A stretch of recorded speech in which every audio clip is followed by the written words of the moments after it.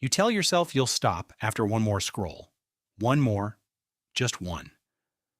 But 20 minutes later, you're still there, buried in disaster, bad news, and stories about things you can't control. And the worst part? You didn't even enjoy it, so why can't you stop? The easy answer is dopamine. Phones are addictive. You know that. Every article about doom scrolling ends there. Blame the algorithm, blame Silicon Valley, blame yourself. But that answer is incomplete. The real reason has nothing to do with your phone.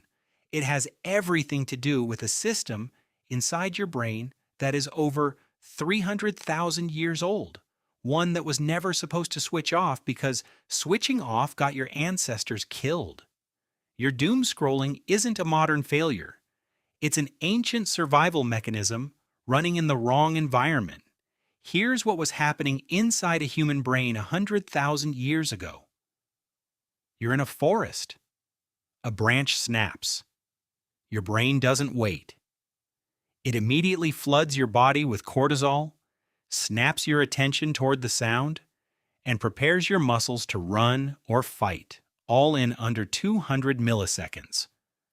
Dr. Rick Hanson, a neuropsychologist at UC Berkeley, puts it simply. Your brain is like Velcro for negative information and Teflon for positive. Bad things stick, good things slide off. This wasn't a flaw, it was the point. The humans who paid attention to threats survived. Over hundreds of thousands of years, that bias compounded into the default setting for every human brain on Earth. Your brain is still running that software. The problem is your environment changed. Your brain didn't get the update. Your threat detection system isn't scanning for bears anymore. It's scanning for anything signaling danger or uncertainty. And when you open a news feed, that's all you find. Dr. Tali Sharot at University College London found that negative information triggers significantly greater activity in threat processing brain regions than positive information.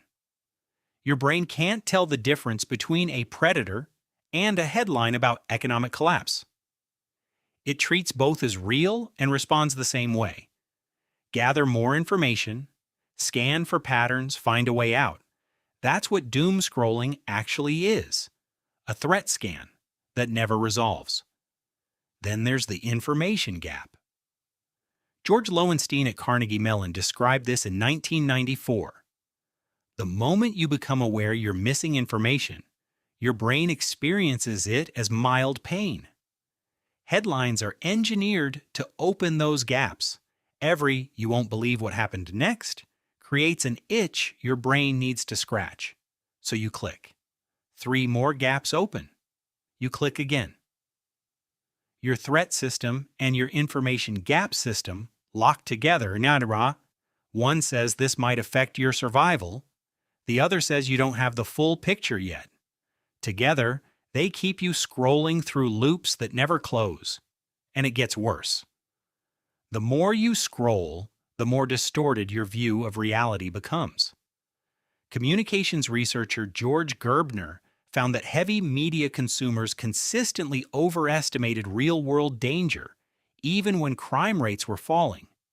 Your brain doesn't update based on statistics. It updates based on what it's recently seen. 2 hours of catastrophe, and your brain recalibrates. Now everything looks more dangerous than it is. You didn't get more informed? You got more afraid? And that fear loops straight back into wanting more information to resolve it. To break the loop, your brain needs resolution. In the ancient world, that came naturally. You investigated the sound, found nothing, went back to camp. Loop closed. In the modern world, you have to manufacture that signal. Put the phone down and move. Even a short walk metabolizes the cortisol the feed triggered, because movement was the ancient off switch, and your brain still uses that same mechanism. The next time you find yourself 30 minutes deep into a scroll you didn't mean to take, stop. Your brain is doing exactly what it was built to do. Scanning for threats. Trying to protect you. The same thing it did 100,000 years ago when that branch snapped and your ancestor froze and survived. The world got safer, the feed didn't.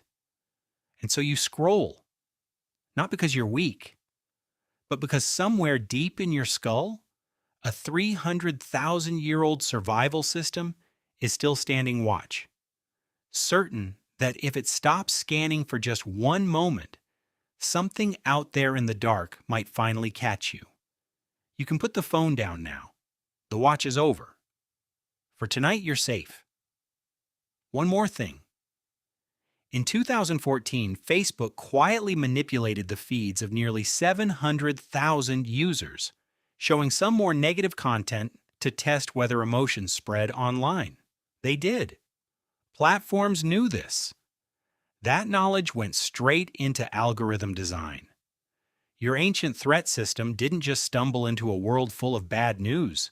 It was placed there deliberately.